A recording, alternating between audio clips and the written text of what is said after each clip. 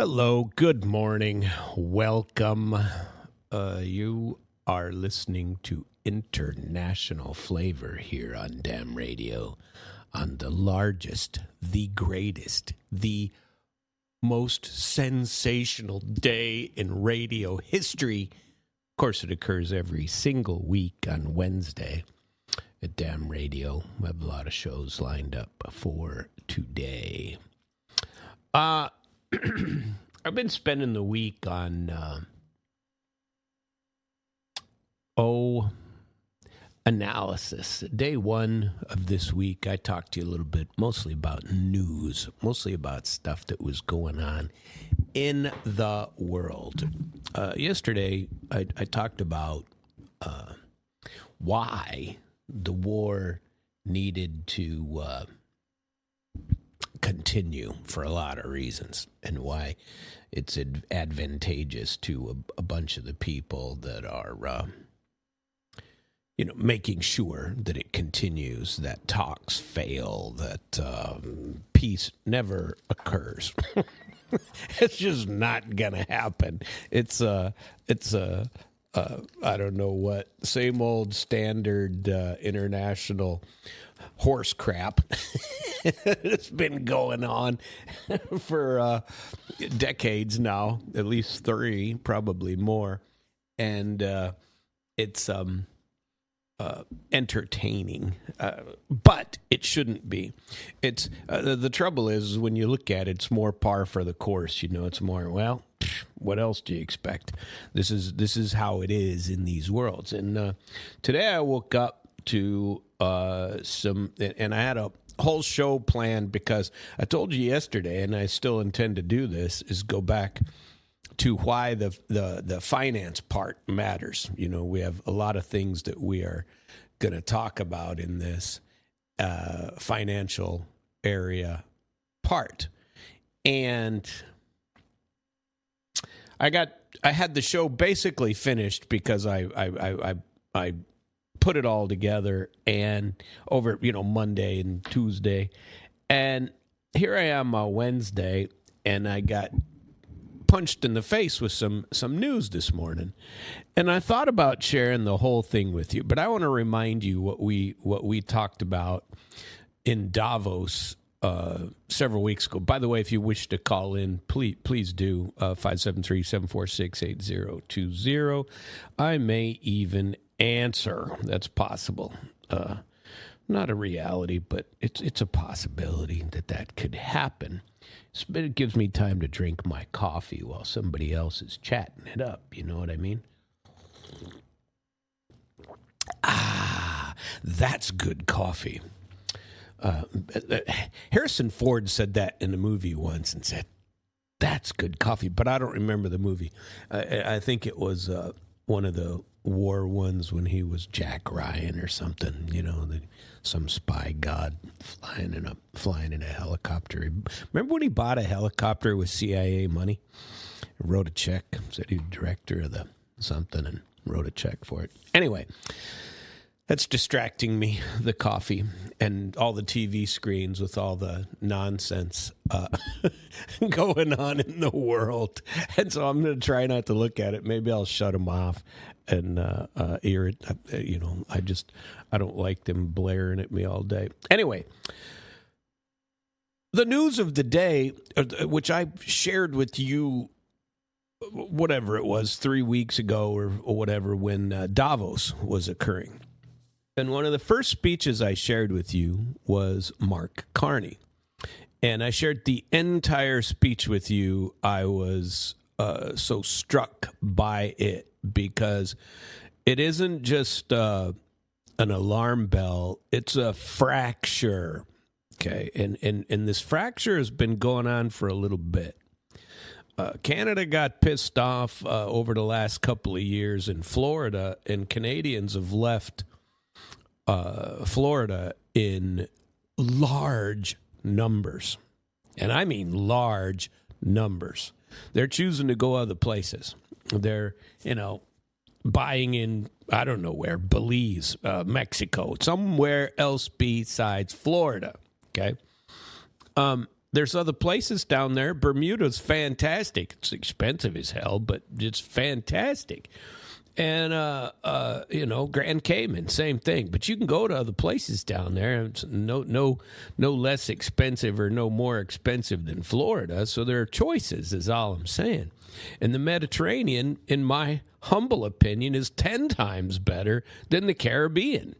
You know, the Mediterranean is freaking fantastic. And I don't know. That's not the point of the talk today, but there are options out there. And so Davos was kind of a punch in the face and for the Western hegemony. And Carney was pretty damn blunt about it. He put some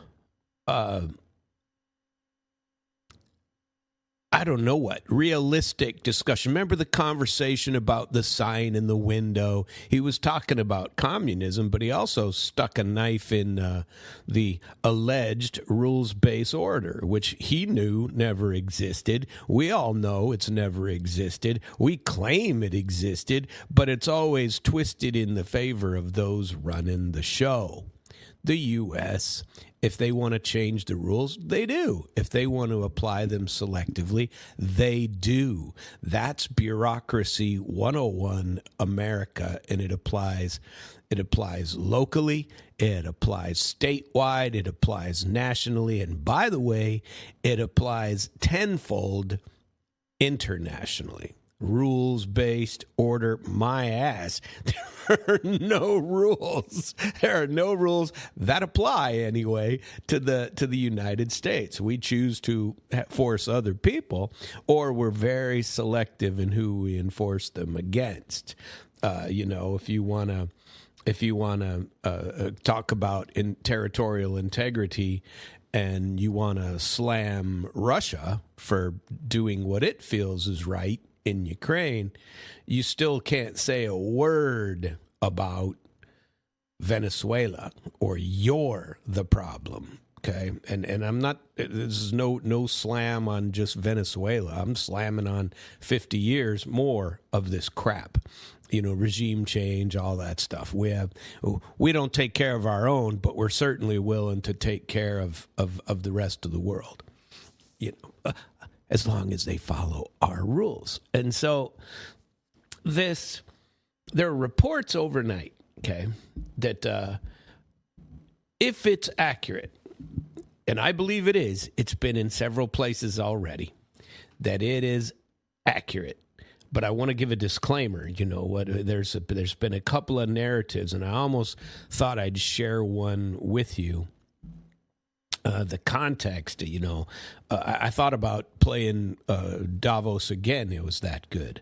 But 2 or 3 weeks ago, what I played in full was the manifesto for what he called middle power. He said we need to take the sign out of the window. He talked about Václav Havel's living with a lie metaphor, where in communism, and he was specific about communism, although the communist...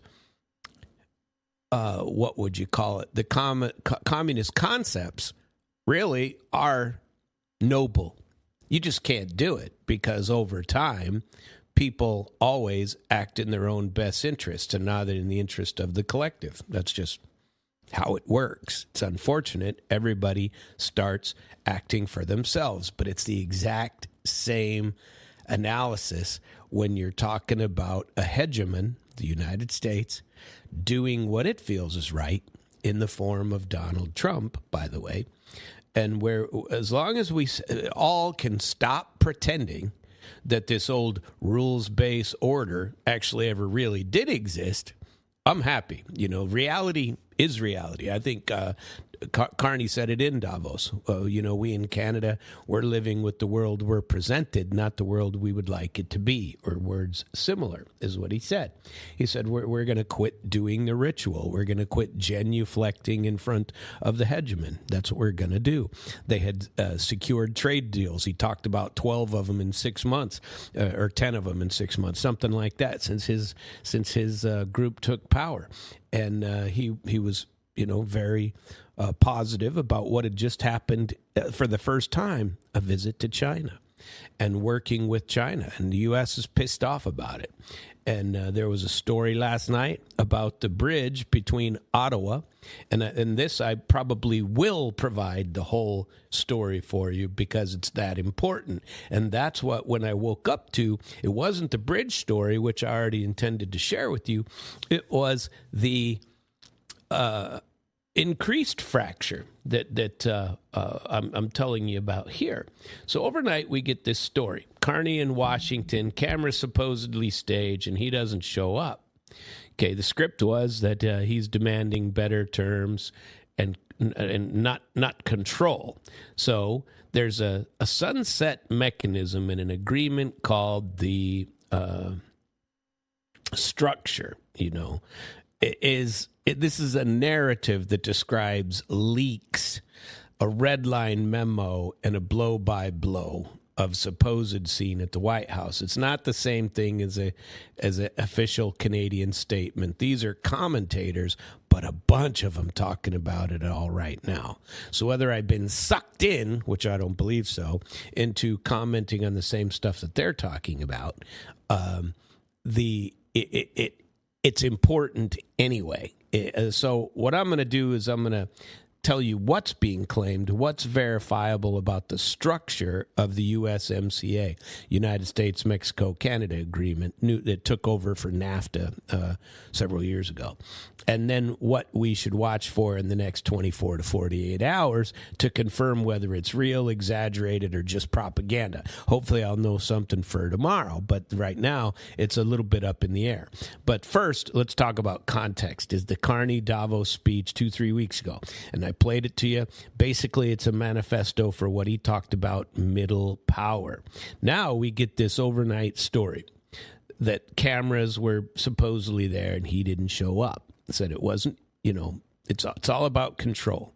The sunset mechanism for the USMCA, Mexico-Canada trade agreement, and he said that this has to be cancel the trade framework. Used to be every 6 years. Now, one.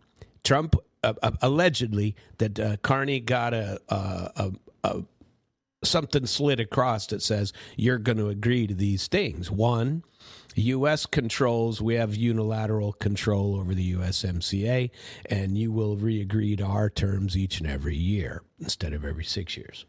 That's number one. Number two, total access to Canada's Arctic waters. This is what people are putting out, okay? And three, the domestic sector pressure. Dismantle Canada's dairy supply management quickly and ties to Section 232 national security tools on as far as aluminum. If those things were really put on paper as a U.S. ultimatum, that's not renegotiation, that's Trump domination. Now, people allege and tell me all the time that I misjudge or misread Trump or I'm too harsh on him for his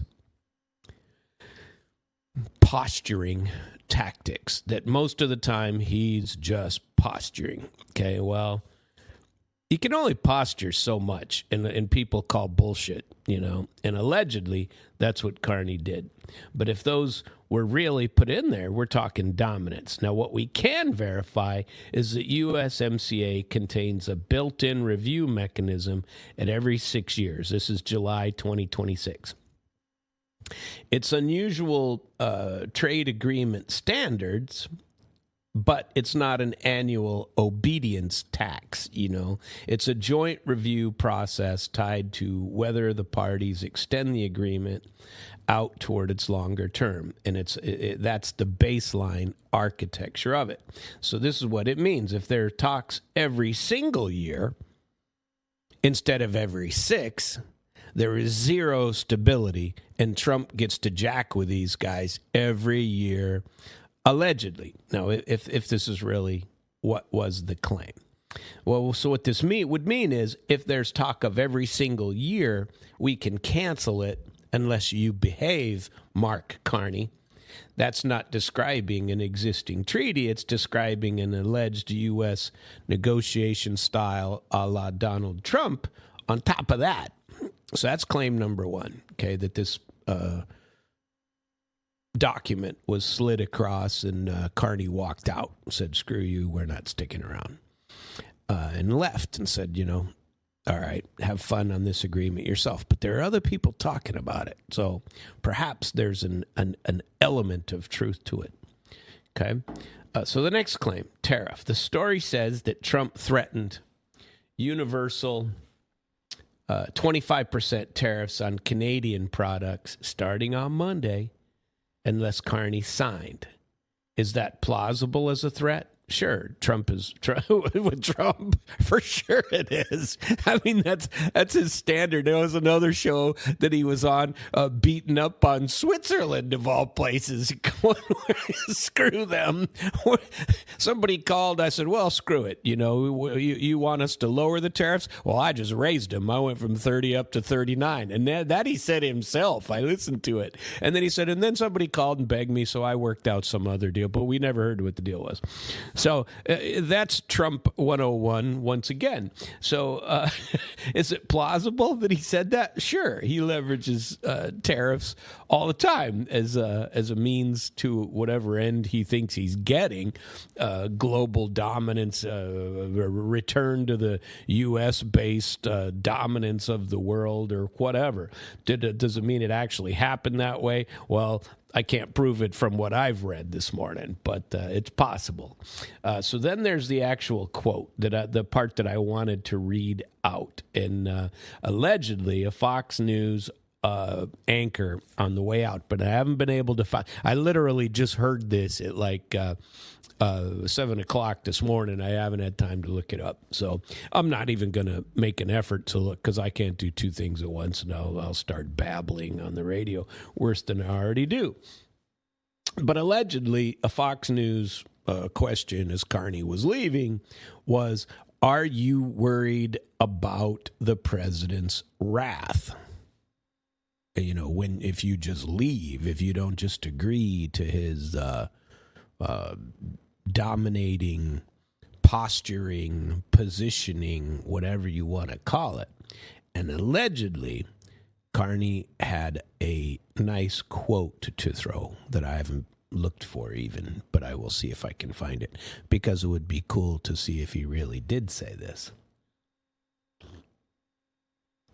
And what he allegedly said was, you can't tariff gravity and you can't sanction geography.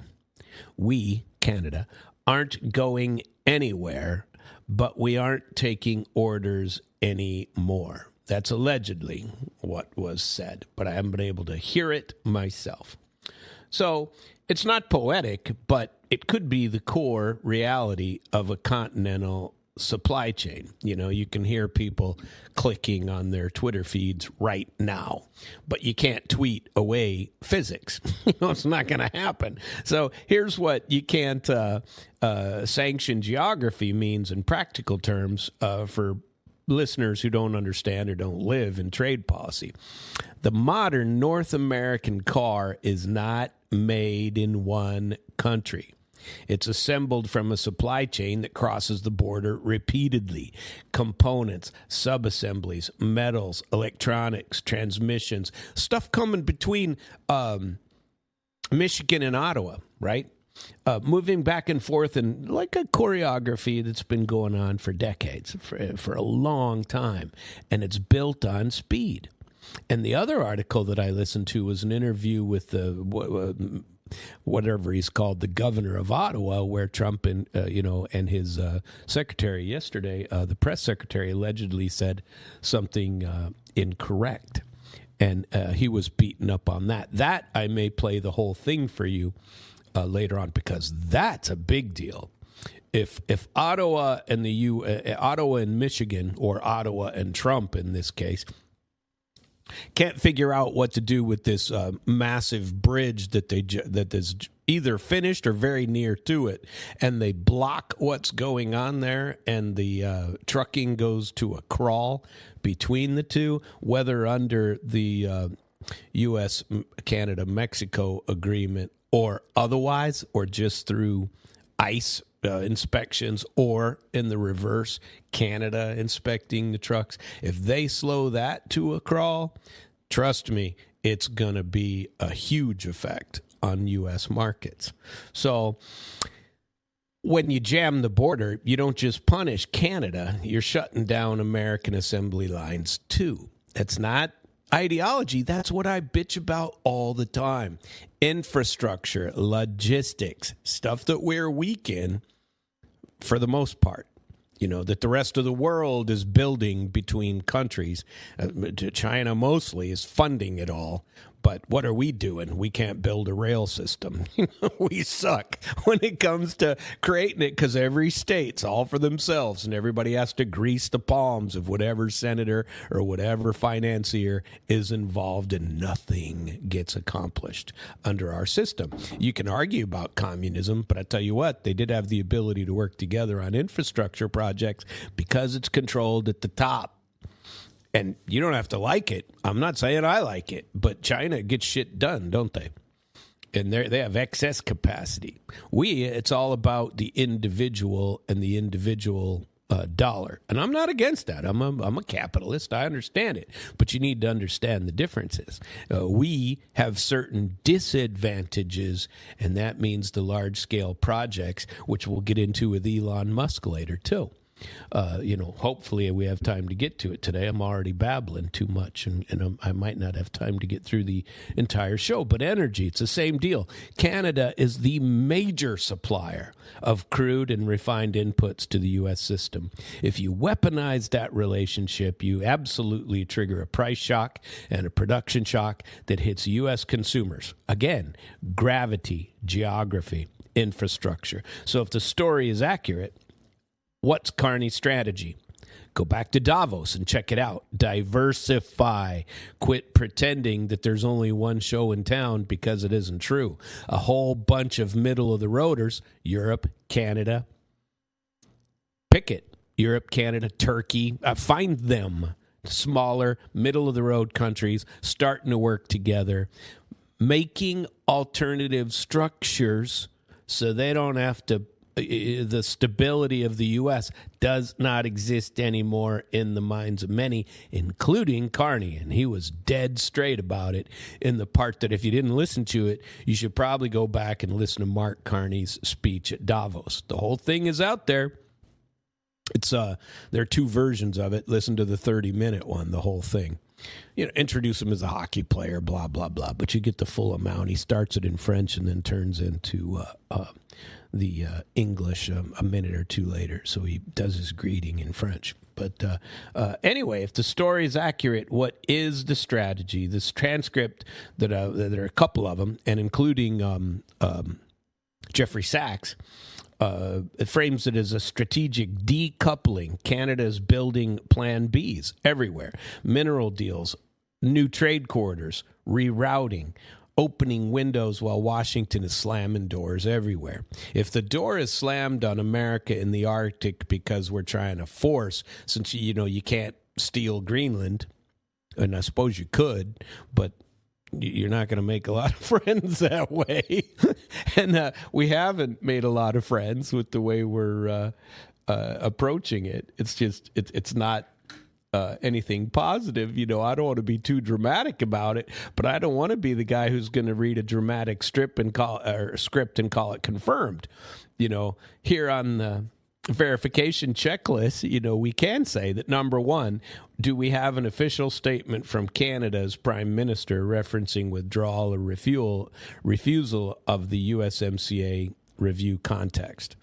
Since it's not forced to be done, they're only in renegotiation phase right now. It comes up every July. We're a little early for that, but they should still be working on it. Do we have an on-the-record comment from U.S. Trade or the White House confirming breakdown? Number 3, do we get credible outlets confirming a memo? Or is that a single leak? And do the markets actually react in the way consistent with the rupture? They say that the Canadian dollar overnight was stronger, not weaker. That's one of the things that they were showing.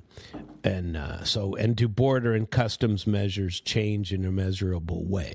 If these 5 things don't show up, the story is either premature, exaggerated, or just engineered for narrative. Now, I think there's some truth to it, because several people, including Jeffrey Sachs, who you should trust if you don't, have been pretty consistent in what is said. But I'm leading with this story anyway, even because our planned finance blocks that we were talking about, that we were going to talk about anyway, but because the theme matches everything that I've been covering for weeks on this. Great powers using trade, finance, infrastructure as coercion.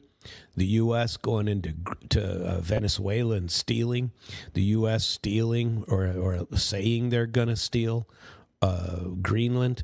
The U.S. now telling Canada, allegedly, that they're going to, you will give us access to whatever we choose to have in the Arctic. And screw you if you don't. We won't sign any of these agreements with you. And middle powers, as stated by Mark Carney in Davos, are they building alternatives? What's the war footing mindset? Governments treat everything as a security. Spill straight into trade policy, energy policy, and the market. So let's take this as a little bridge back to where I planned to go today anyway. If this Canada rupture is real, it's part of the same global pivot I've been tracking for a while. BRICS settlements. The change of the world on the yuan, the de-risk. Remember, in his speech, Carney spoke about risk management. He said, this is risk management 101. You in this group understand risk management. Diversification lowers your risk, doesn't it? Of one person cocking up your plans. What do you do if you got a vacation that you're planning and, the price of the euro goes up and you can't afford Europe, and your trade goes up. You have an alternative backup. Well, looks like Mexico again. You're Tom Cruise in risky business. Well, looks like University of Illinois instead of Princeton, right? So, de-risk is a big deal. So I want to go to the financial plan that we talked about yesterday, because yesterday we talked about why the war must continue from a lot of political, personal. We talked about Zakharova, Alexei, what's his name? Arestovich, and Sergei Lavrov, and we went through a lot of the commentary from that part. We already know what we're doing here, and so we already know what we expect to happen in the world. Everybody has to bow down to Trump, and that's that. That's what a lot of people are cheering, that kind of thing. I don't like that kind of power in one particular individual on the planet. And I dislike that kind of thing. I don't like treating people as less than just because they happen to be from a smaller country. It's offensive to me to hear Donald Trump talk about Switzerland in the way that he talked about them on the show that he was being interviewed by somebody, and it was offensive to me how everybody is lesser than him. That is about the only, well, except for his transactional nature, everything isn't a transaction, but, and his constant posturing, these are the things I don't like about him. Some of the results I like, most of the results I like, but I disagree that this is the way to run a railroad, and people aren't going to put up with it forever. And if the Carney, and we've already seen the Carney, the rupturing that is going on between Canada and the United States. When I share with you the hopefully the whole, it's only like 8 minutes or something. I think I can share it with you. The whole discussion, you'll get to make that determination for yourself. And yesterday, we talked about Arestovich, Zakharova, and Lavrov, and we talked about battlefield and diplomacy. Today, we're going underneath that because there's something that should be obvious but almost never gets said on television. War isn't about ideology. They claim it is. Oh, we're fighting for democracy, but it has nothing to do with that. War runs on money, and they never talk about that part. They always want to talk about right and wrong and who's wrong and who's right, and they never talk about the only reality check of it all is follow the money. That's what you do in a corruption scandal. Why don't you do it for war? Good question, but nobody seems to do that. They run on money, and if you don't understand the money, you don't understand why wars drag on in Afghanistan for 20 years. That you can go 2-3 times into Iraq, all on the money, all based on a lie, by the way. You can go into Venezuela, all based on a lie, by the way. And the only way you get to figure that out is by following the money, right? So who can afford a delay is what we're talking about, because that is the person who can afford or withstand or I don't know what can bear the delay better than the other side. Those are the people who eventually win a war. Isn't that right? I mean, think about it. It's whoever can. That's the real question. Lavrov spoke about sanctions and energy flow as instruments of geopolitical control, and they are. But Russia can withstand those geopolitical controls better than Ukraine, better than the West, better than Europe. Zakharova talked about Western financial coercion, and whether you agree with her or not, sanctions architecture is financial warfare. BRICS talking openly, China talking openly, Canada talking openly. Yesterday, China put a warning out yesterday, warning its banks not to invest further in U.S. bonds, U.S. debt. You think that's not a tectonic shift?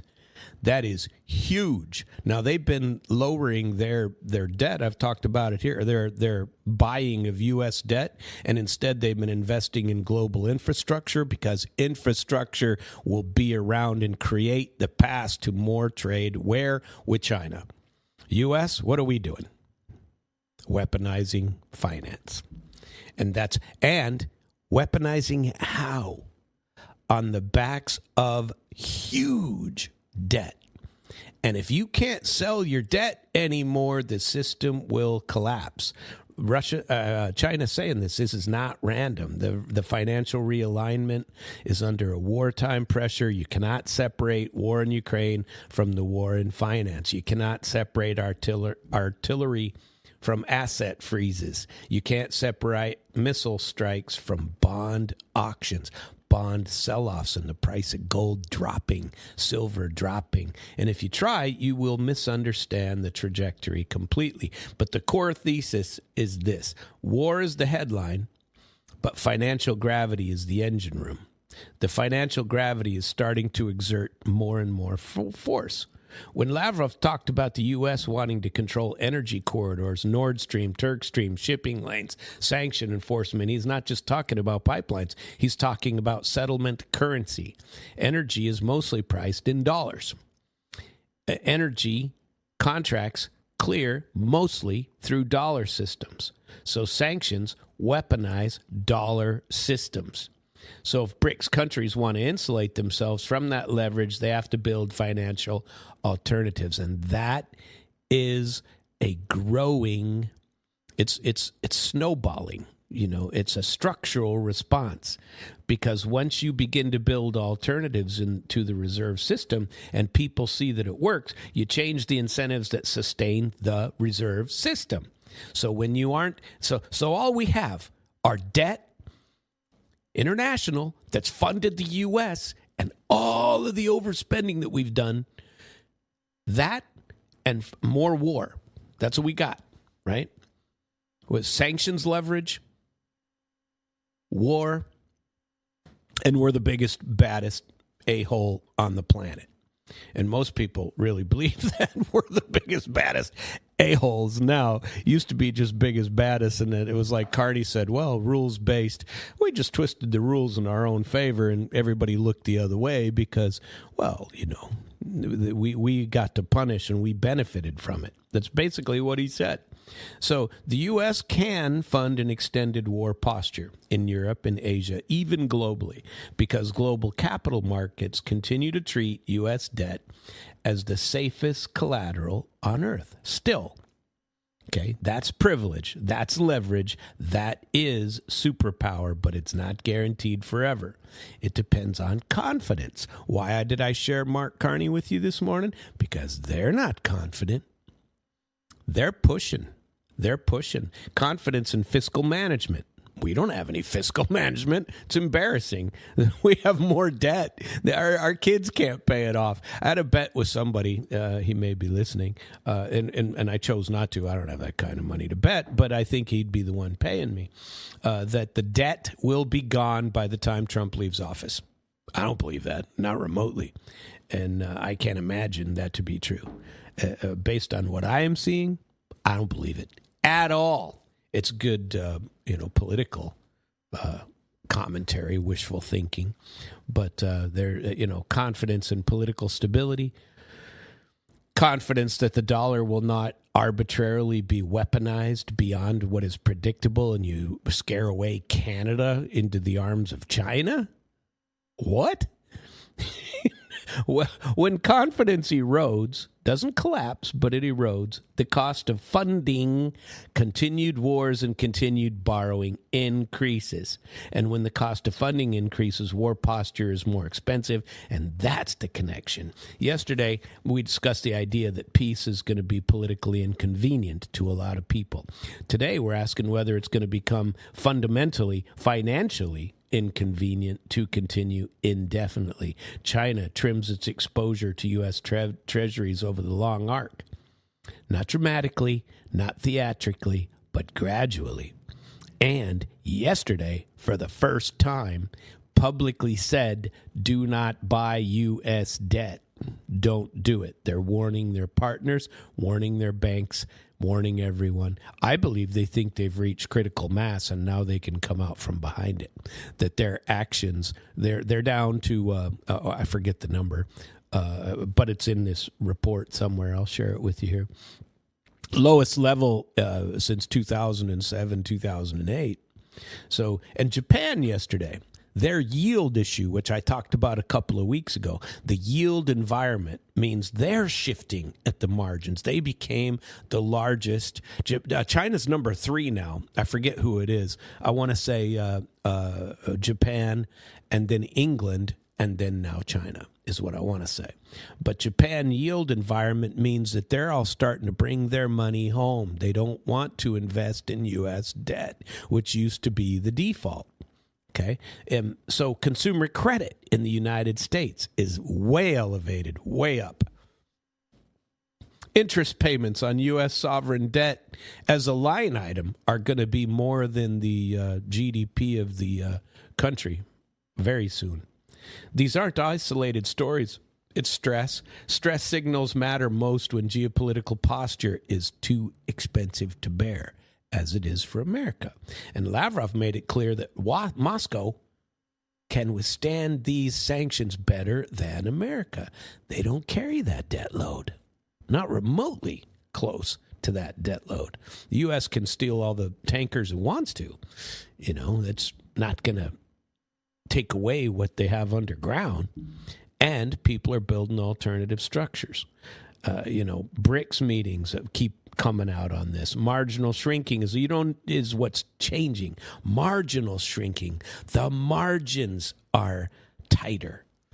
And marginal shrinkage is what changes the price of conducting war, what changes the value of the dollar versus the Canadian dollar, of U.S. debt. You don't need 50% of the world to abandon the dollar. All you need is 5-10%. BRICS is higher than that, by the way. I've said this before, but I'll repeat it. BRICS is now, the BRICS countries have a larger market share of the world economy than the G7. They're the fastest growing, they're the largest, and they are on the rise, huge. The G7 is on the decline. And so the margins are definitely going in the other direction. That's how markets work. And I want to be careful. I don't want to say it's apocalyptic radio. We're not here to say the U.S. is, collapsing tomorrow. But the treasuries aren't going to go to zero. Don't go to the bank and pull out your money and, go buy a gold chain to hang around your neck with a big gold medallion on it, a clock, maybe be like, well, who is that? Flava Flav? You could get something like that and put all your money in a chain to hang around your neck. What I'm talking about is directional stress that's going to accumulate, shift behavior, and risk premiums forever. It's changing. And risk premiums determine borrowing cost, which is going to go up. Borrowing cost determines how comfortably a government can continue to project power it can afford. So let's bring that back to Ukraine. If the U.S. continues to fund Ukraine, even if it's only $400 million a year, instead of several billion, whether directly or through backfilling European purchases of American weapons, that money clears through U.S. dollars. Okay, Europe has pledged billions to that process. The U.S. has pledged billions, even the little $400 million line item that got quietly approved when nobody was looking and nobody really wants to give them any money. Those are still there, and that helps the dollar. When you add defense modernization in Asia, when you add industrial policy subsidies, when you add domestic entitlement obligations, you are stacking commitments on top of rising interest, which is going to be a silent killer of fiscal flexibility. Our flexibility is disappearing. So this is where the war and the bond market intersect. And if China reduces marginal purchasing of treasuries and warns everybody not to buy them, which they did yesterday, that is provable. And their banks put out an announcement saying, don't buy U.S. debt.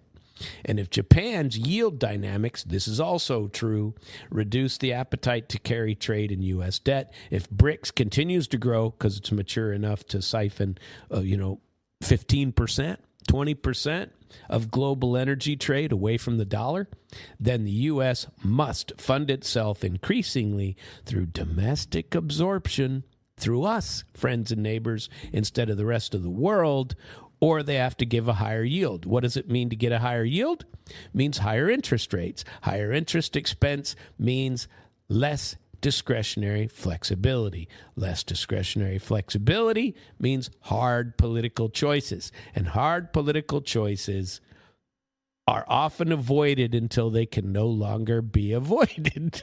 And then you get a collapse of some sort. That is financial gravity. And if Carney's statement on gravity was accurate, well, you can't dictate gravity. Gravity's gravity. It doesn't explode. It pulls slowly, relentlessly, and eventually it forces adjustment. And Lavrov talks about energy routes. Zakharova talks about sanctions as coercion. BRICS is talking about alternative rails. So's Canada now. The West speaks about defending democracy. Well, I don't think Trump has ever said that. He's not defending democracy in Venezuela or certainly in Greenland. We all know nobody's defending democracy in Ukraine. So all of that rhetoric layered over a financial system, it's got to balance out somehow. And I don't think it is. If the system tightens, so's the postures. They have to tighten.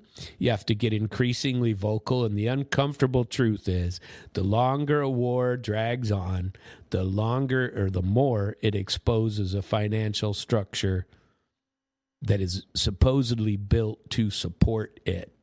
You can't mask that, even though you can mask battlefield fatigue. You can manage the headlines all you want, but you can't indefinitely mask rising interest rates and the cost of debt. And it's going up big time. So that's why I want to shift from missiles and maps to bonds and balance sheets, because yesterday we discussed who wants the delay, who wants it for their own political survival. Today we can discuss who can actually afford that delay. It's not a moral question, it's a capital market question. This morning we're going to talk about China's steady trimming of debt, Japan's liquidation, many other issues, okay? And there are plenty of them to get us here. So the PPP, especially the G7, China is the largest purchase power parity GDP on the planet.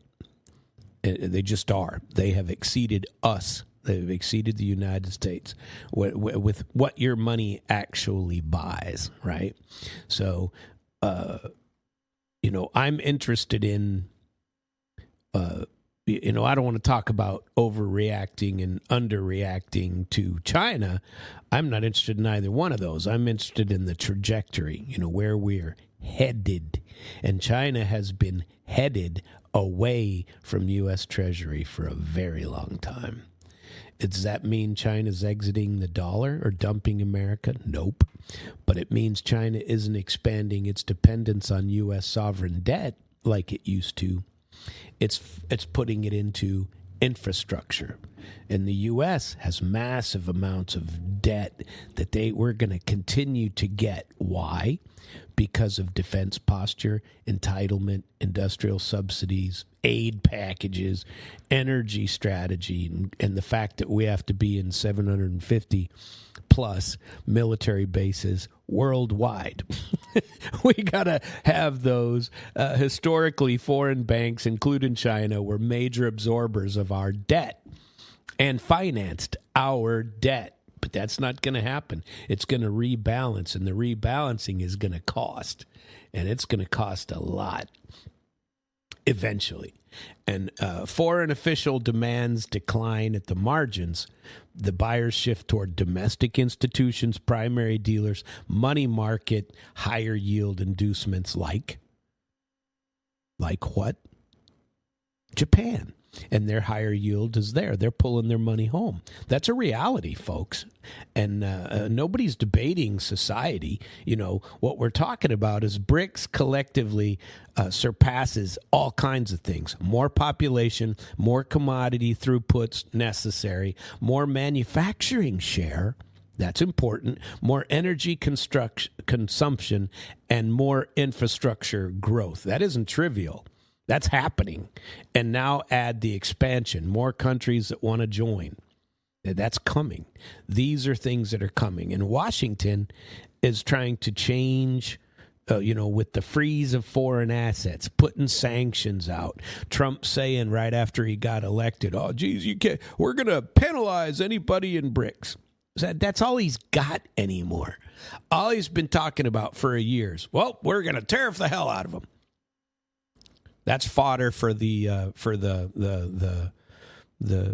don't know what the go Trump types, right? And I'm not a non-go Trump type nationally. Internationally, this is foolish. Financial policy, foolish. I don't believe this is going to get rid of the debt in 3 years. Not remotely. I believe the opposite is going to occur. I think we're going to build even more debt. You go out to usdebt.org or whatever it's called, nationaldebt.org. You can watch it in real time, growing. And so that is important to understand. And so let's talk about this. Japan, I've mentioned them a little bit. China trimming the Treasury, we get that. Japan adjusting the yield policy is a liquidity shock, and it's a big one because liquidity, when especially from the largest holder of U.S. debt, they were under their ultra-low interest rate regime, near zero rates in Japan. Aggressive bond purchases of U.S. bonds. The Bank of Japan was pinning domestic yield to the floor, but it didn't just affect the Japan. It fed global capital, particularly in the United States. Japanese institutions, insurers, pension fund, banks, they hunted yield abroad because they had cheap money they could borrow there and put it in the U.S. and get even low rate. They're making big money, right? So that's safe, too. It's completely safe. You never lose, allegedly never. And it supported asset purchases all over, but they called it, yen carrying trade. Borrow cheap, invest in high-yield assets elsewhere, and pocket the spread. They've been doing it for years. But when Japan is allowing their yields to rise in Japan, the entire calculus is shifting. Worldwide, if Japanese 10-year bond yields more than it did before, Japanese institutions have less reason to hold U.S. debt. And capital is, repatriating into back home. That's happening. Cryptocurrency, silver, gold, highly volatile. But you bring your money home, that's secure. And a lot of people are driving that. A lot of people, a lot of countries are bringing it back to that. If the U.S. has to issue large volumes of treasuries to fund, which we do, we have to issue large volumes every year of treasury, of debt. Somebody's got to buy that debt. If nobody's buying it, we got a problem. And we use it to fund defense commitments, foreign aid all over the planet, domestic obligations that we can't afford, and interest payments. Interest payments. I forget what the number is, 25% or something.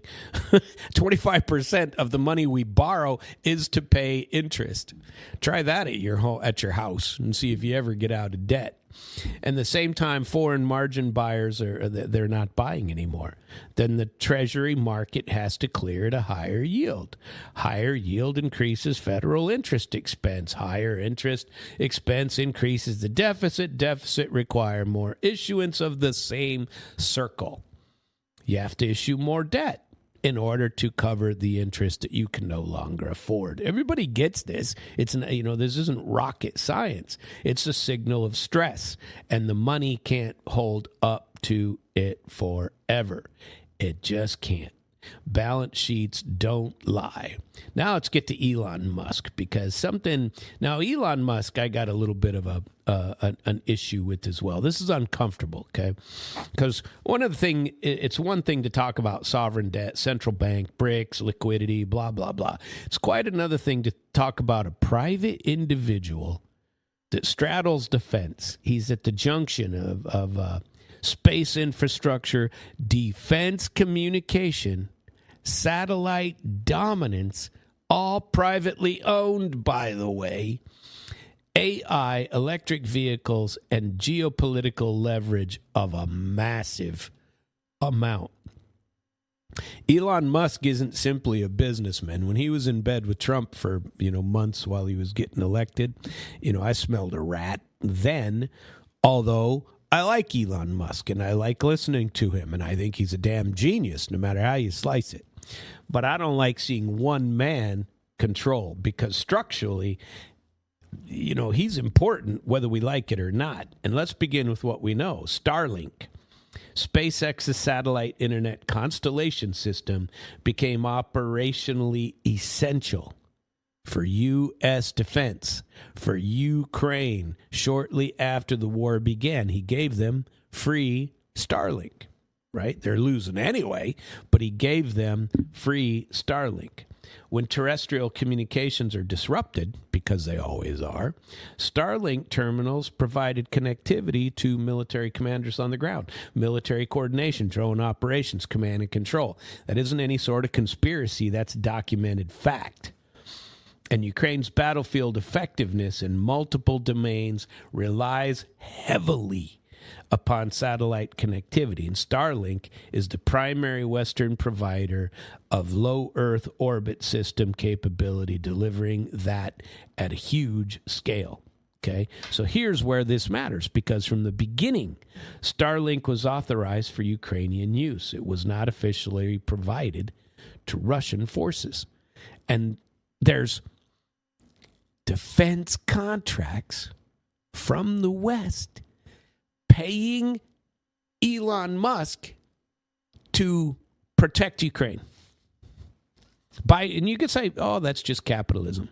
That's the same as Lockheed Martin. Pick anybody else, any defense contractor. But don't think that Elon Musk, who bitched about military-industrial complex, isn't part of it, because he is. A huge part. Military intelligence wouldn't occur if it wasn't for him. Now, are there U.S.-based satellite systems? Yes, they're much higher. They're geolocated. They circle with the Earth as they go, and that's the problem that Russia's having. They're not low Earth orbit. Russia and China are trying to catch up with some sort of competitor. I forget the names of them. I don't recall the two names that are coming up that are trying to create. And so what's happened in Ukraine is this. Starlink was authorized for Ukraine, but it wasn't officially provided to Russia. There's been claims over the last year that Russian units were accessing Starlink terminals through gray market and intermediaries. Reports suggest that terminals could have been purchased via third countries, used near the front lines, but these were not official distributions, right? Russia doesn't operate Starlink domestically in a sanctioned or authorized capacity. You can't use Starlink inside of Russia, and if you do, geolocations by Starlink cut it off. You can't take your one that you buy here in the United States, put on top of your camper trailer and drive through the redwood forests and use it, take the same little thing, plug it in Russia and have it work, because geolocation matters, right? But there's been persistent claims over the last year that Russian units had Starlink terminals too, but they were not official distribution. Russia inside, Starlink it can be available, but it's generally not. So when claims surfaced that Russia was cut off in the last couple of weeks from Starlink in Zaporizhia, in the Donbass, on the front and the east, and that Ukraine is able to start a few counteroffensives that have been minor or marginally successful, I was skeptical. I was like, well, Russia never had Starlink in the first place. But they did. They had, third-party stuff. And Starlink definitely uses geolocation control. That means the service can be turned off regionally. But the complexity is geofencing isn't politically neutral. If you disable connectivity in a contested territory, you could be shutting off Ukrainian units as well. They're tactical, and that's a problem. So if the Russians steal a Ukrainian Earthlink station and use it, eventually they'll be found out. But they've been using some, to be fair, defense contractors have always influenced war, stuff like that. But Starlink, I think, is a little different. If a privately owned, continuously operated communication infrastructure can be switched off and a private individual gets to pick one party over the other, I just don't like that. That's offensive to me. And if Musk chooses to pick one side over the other, I don't like that. I just don't like it. I wouldn't like it if he picked Russia over Ukraine, and I certainly don't like the reverse. I don't like it. Whether he's in Trump's pocket or not, I don't think he is anymore, but however that went. Battlefield dynamics change based on political structure, but what if it's dictated by a private individual? I don't know. He proposed ceasefire frameworks himself. Remember that? That were criticized by Ukrainian officials. He stated repeatedly that he doesn't want Starlink used to escalate the conflict or enable offensive operations inside of Russia. That's not pro-Russia. That's his own risk management. He does some of the same things I'm talking about. His tolerance level is different than mine. That's his own risk management. Musk's companies depend on what? U.S. government contracts. SpaceX launches national security payloads all the time. Tesla operates globally. He cannot afford to become an openly partisan geopolitical actor. But he also can't pretend to be neutral when his infrastructure is central to the war. So, critics accuse him of enabling Ukraine. Others accuse him of restricting Ukraine by not giving them unbridled access. Some call him a war profiteer. Others call him indispensable. Truth is, what you decide it is. But he's built something that no state has built fast enough. Low Earth orbit satellite dominance. China and Russia, like I said, are developing alternatives. China's Guowang constellation project is building large-scale LEO networks, and Russia is talking about Sphera and other domestic satellite initiatives, but they're not available at Starlink's deployment scale. Starlink has thousands of satellites. And that density of satellites matters for redundancy, coverage. China's accelerating, Russia's accelerating and experimenting, but Musk is far, far ahead. So a valid question says, is Musk effectively a military-industrial god? Functionally, yeah. But he's not because he's designed himself to be that, but because communication infrastructure in wartime is military infrastructure. Makes me wonder if that's part of the reason for the fallout, you know what I mean, between Trump and company and Musk and company, So if a satellite link enables drone targeting, that link is part of a kill chain, whether the operator intends it or not. That's modern war. So put in the finance on this. SpaceX is privately held. Its valuation is immense. They're talking about building a city on the moon. That's part of the discussion he was having in the last little bit.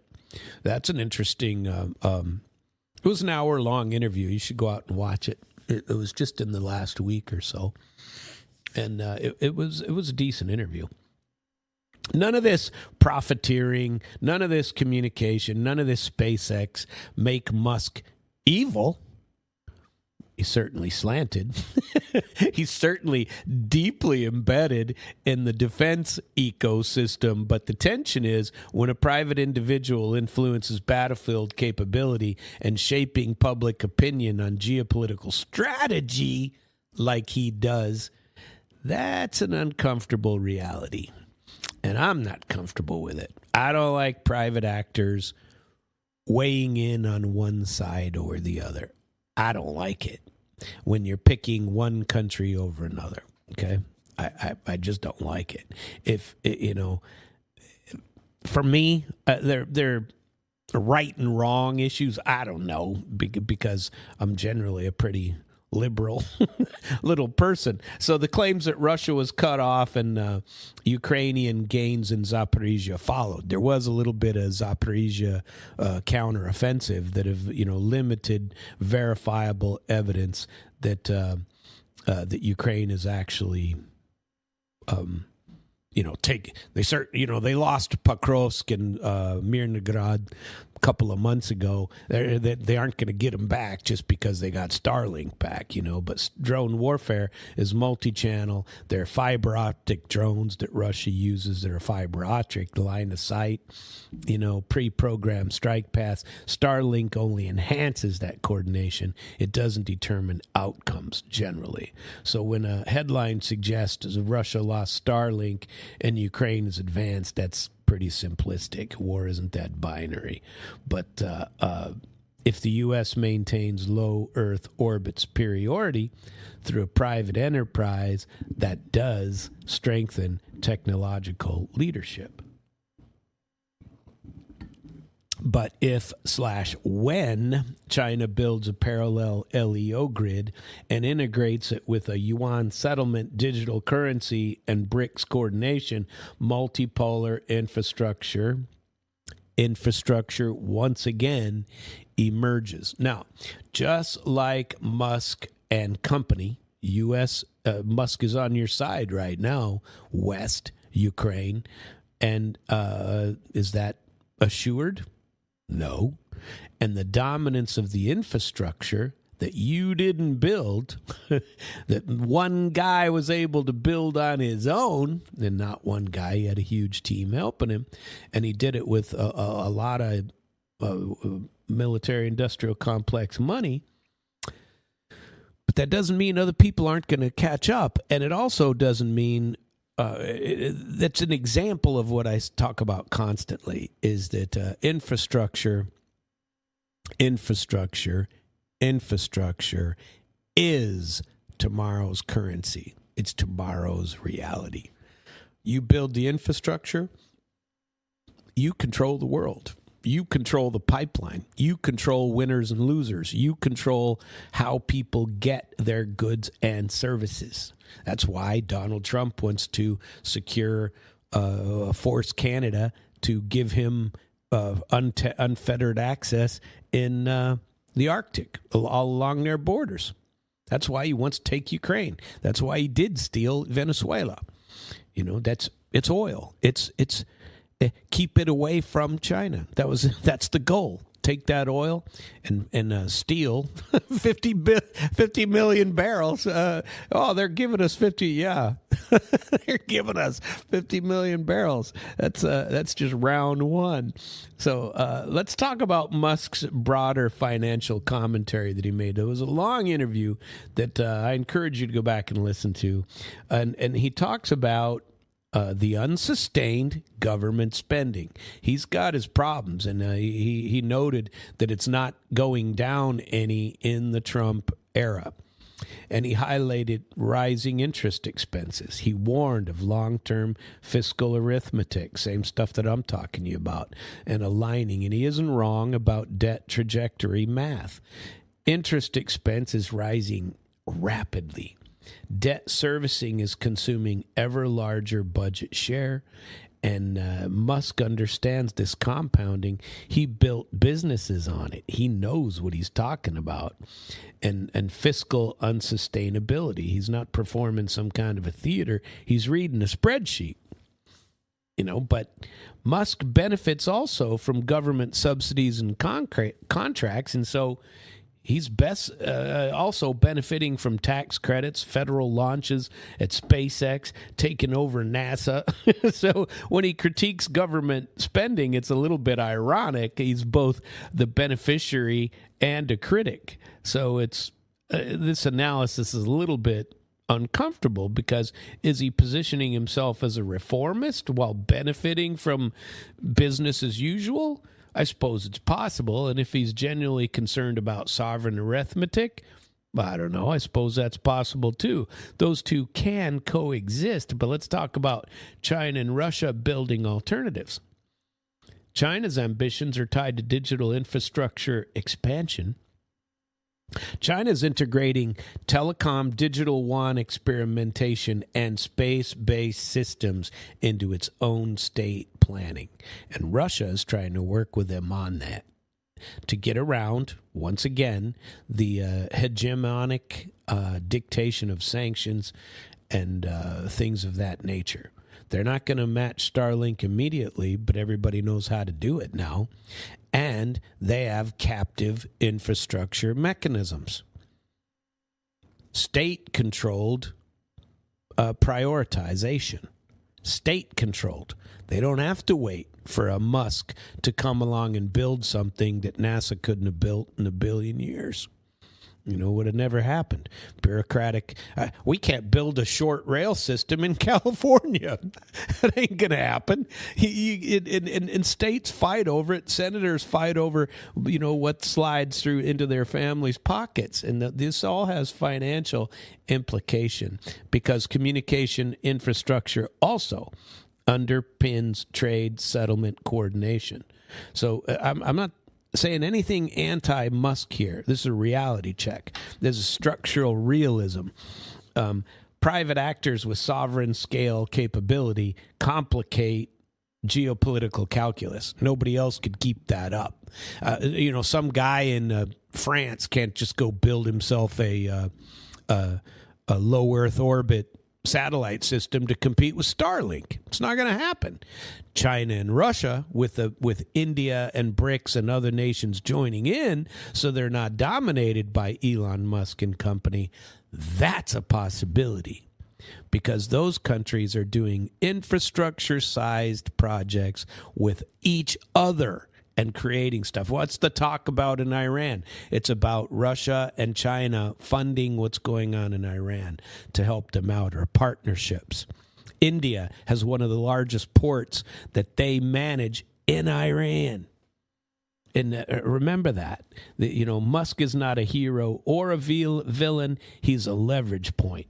And he's a leverage point that that gives America some form of dominance, at least in decision making, because right now he's on our side. So when you talk financially, what are we illustrating here? So Musk, infrastructure, communications, competition that comes up around it. Let's talk about the long cycle and debt war inflection points, because you cannot understand what's happening in China's Treasury position, Japan's yield normalization, Musk's infrastructure leverage, or BRICS settlement architecture, unless you put it inside a long arc. And it's the arc that we're talking about. Nothing's collapsing tomorrow. Guy named Ray Dalio, who many people follow, has spent decades studying long-term debt cycles. You don't have to treat him as a prophet to take his frameworks as serious. His analysis isn't ideological, it's arithmetic, and it's historic. His thesis is simply structural. Every major reserve currency system eventually reaches a point where debt accumulation outproduces productive growth, or outpaces, and when that happens, central banks have three options: raise taxes. Central banks, we're talking about. Governments, this is never going to happen in the U.S. We have zero capacity to do any of these three things. Raise taxes or cut spending. That's politically painful. Monetize the debt, inflate away their obligations. Restructure the system, which would be accompanied by conflict or institutional reset. Dalio calls this the big cycle. It includes rising power phase, peak dominance phase, overextension phase, internal divisions phase, external competition phase, then the reset. 6 steps. He compares modern America's fiscal and geopolitical posture with historical examples: Dutch, British, others. Now let's be careful. The U.S. isn't collapsing. I don't believe that. But it's carrying historically high debt level relative to GDP. I think it's $38 trillion. Interest expense is at a level that's almost the same as defense spending. That matters, because interest isn't discretionary. It has to be paid. And when interest consumes large parts of revenue, you don't have any flexibility. And Dalio says that long cycles turn when three pressures converge into a point: high debt, internal political fragmentation, and external geopolitical rivalry. Look around, friends and neighbors. Take a look around you. What do you see? We're in the movie Fallout right here, or the miniseries Fallout. High debt? Absolutely. Internal fragmentation? Oh, no doubt. External rivalry? Oh, everywhere. China, Russia, emerging multipolar blocks. Canada, for God's sake. This doesn't guarantee a collapse, but it signals a transition risk. Transition risk makes everything cost more. Let's connect this to the war funding, because war accelerates fiscal strain. Modern warfare is capital intensive. You can't fund it without Elon Musk, right? Modern warfare with missiles is expensive. Logistics are incredibly expensive. Cyber infrastructure, expensive. Sanctions enforcement, expensive. Proxy wars in no small amount are expensive. Unlike World War II, today's Western industrial base isn't mobilized in a unified national effort. By the way, Russia's is. But in the West, it's outsourced, fragmentized, and globalized. So Dalio's framework says that when debt is high and external rivalry rises, countries increase spending rather than reduce it. Why? Because cutting back during a perceived strategic competition phase would show weakness. So what's Donald Trump doing? He's not showing weakness at all. He's showing dominance. He's taking over the planet. That's what he's doing. Screw Canada. I'll put those jokers in line. That's what he's doing. They finance through more borrowing. The borrowing depends on trust in the currency stability. So if you bring China back into it, China has been reducing Treasury exposure while expanding yuan-based trade by building infrastructure everywhere, because that aligns trade back to them. And it's one of the key reasons Donald Trump needed to steal Venezuela from China, because China had $100 billion in there. So that's part of this assessment. The stress is that reserve currency transactions are gradual until they just aren't. The pound didn't appear overnight. It lost its trade share. It slowly lost its settlement share. It slowly lost geopolitical primacy. Well, who buys the British pound anymore? And when the dollar replaced it, it was because the underlying industrial and financial dominance shifted to the U.S. Wartime footing. Who's got the greatest industrial and infrastructure capacity on the planet? It's not us. Not the U.S., let's say. BRICS nations collectively represent a larger share of global population, a very significant portion of GDP, larger than the G7. More importantly, they represent commodity leverage, raw materials, energy producers, food exporters, Brazil, manufacturing scale. If those nations increasingly trade among themselves in non-dollar currency, the dollar's marginal dominance shrinks, not collapses, shrinks, just like the pound. And shrink at the margin is what affects Treasury demand over time, and Dalio warns about this explicitly. He says that when debt rises faster than income, which is definitely the case in the United States, and when foreign holders begin diversifying, which is also definitely happening, funding costs rise. When these funding costs are going up, what are you going to do? Difficult choices. Do you raise taxes? Do you cut entitlements? Do you reduce defense? Do you inflate the currency? None of them are politically easy. I hope that the person I'm having these financial conversations with is correct, and that I'm dead wrong, that Trump will get rid of the debt in 3 years. Not through nationalizing, not through tariffing it away, because that ain't going to happen, but through real policy. and not just nationalizing the debt. You can't, not inflating. If he inflates it away, okay, but that inflation has to show some positivity in the income of the average American, not just the upper 3%.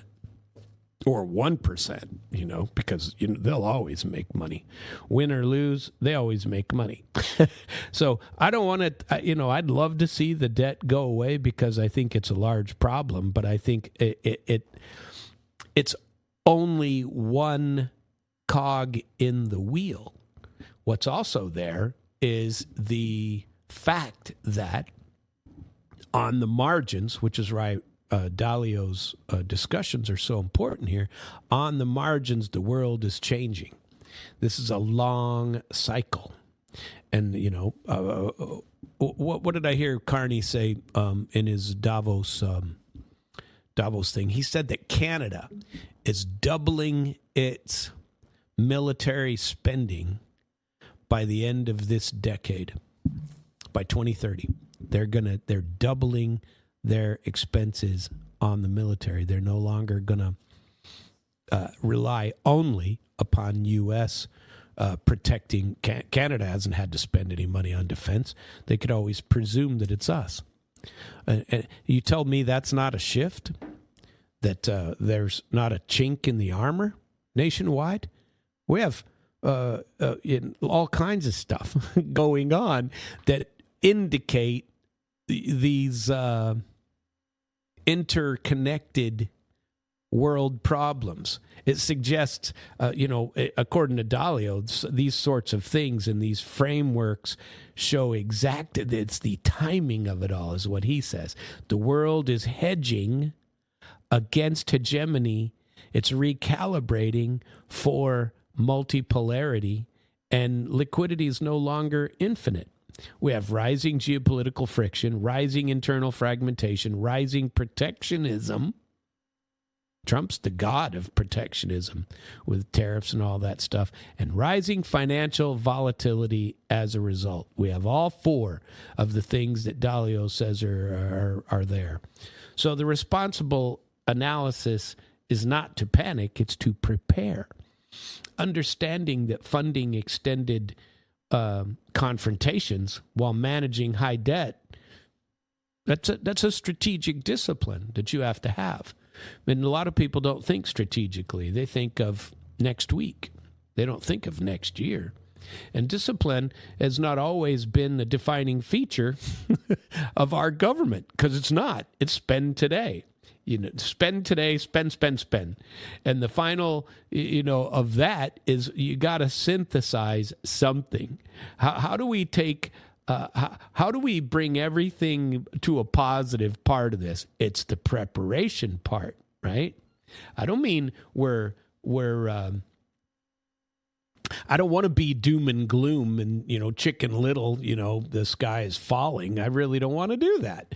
I want to better prepare myself. My actions are different than they would have been before.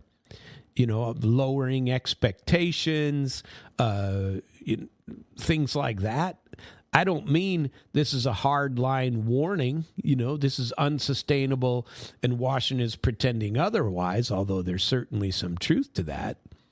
I'm much more along the lines of there needs to be some kind of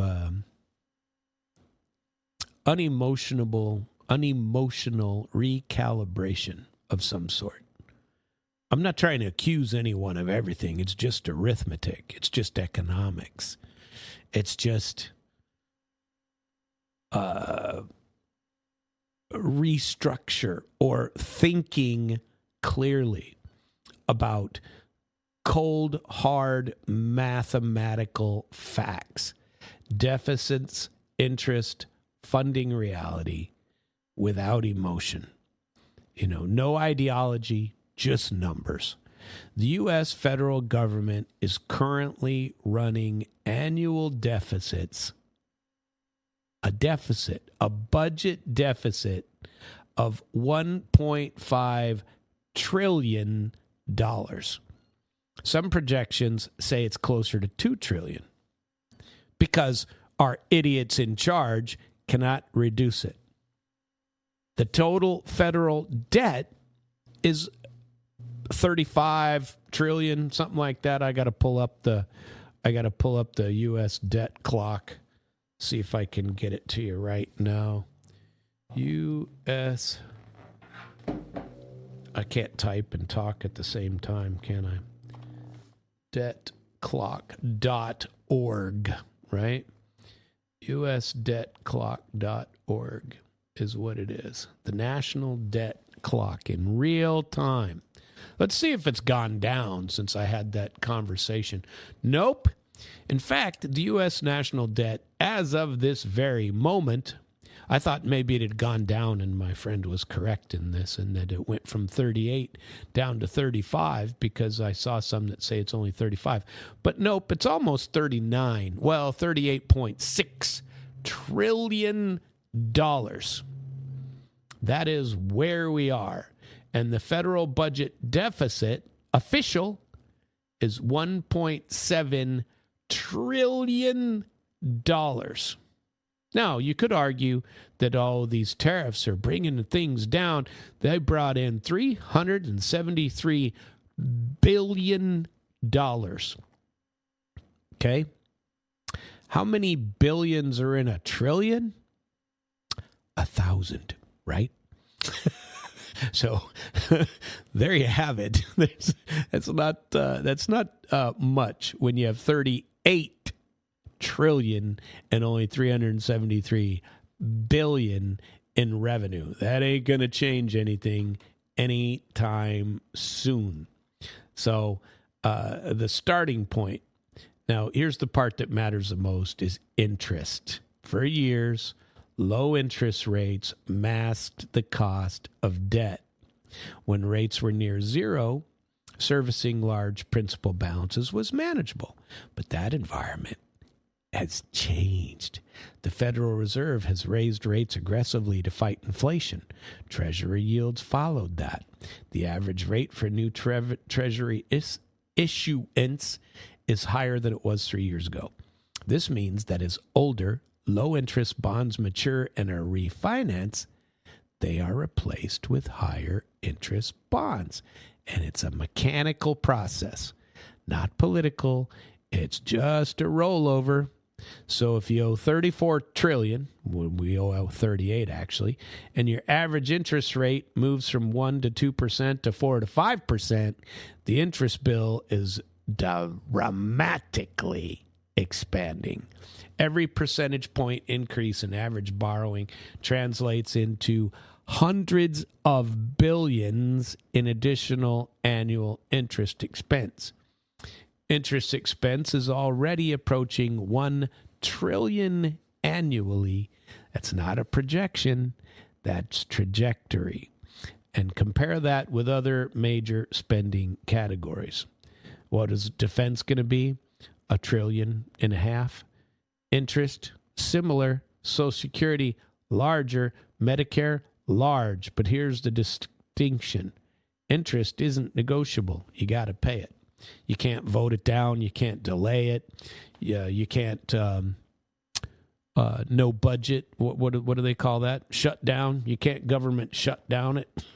The interest is still growing while these assholes can't get their heads out of their collective rear ends and figure out how to make a budget because each one of them is looking for his share of the $1.8 trillion deficit.